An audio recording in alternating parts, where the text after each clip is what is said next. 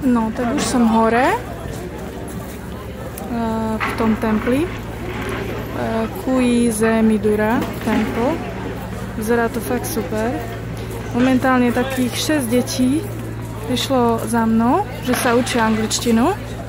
Tak som im podpisovala zošit a dali mi origami. Dostala som 6 origami. No, tuto je vidno pekne mesto z hora. No, tie temple sú prvé.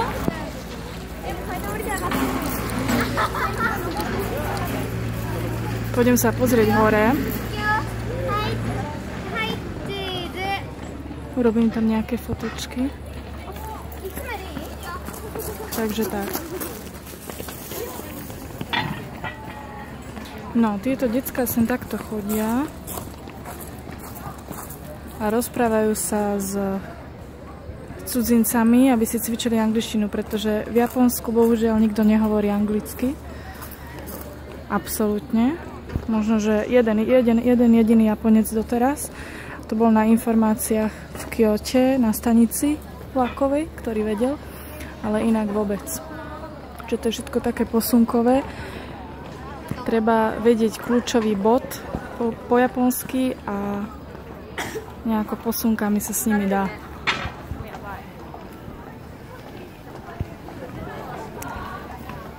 No, tak idem hore.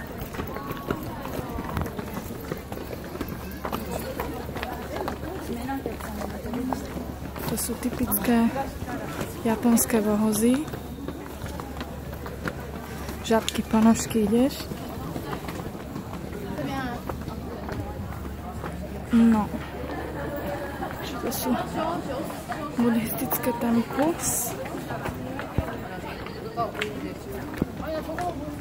Fuj, ale som sa započila. Pokiaľ som sem vyšlapala hore. No, takže to je krásne. Toto v Tokiu až takéto kláštory nie sú. Tam sú, ale nie až takéto premakané. No super.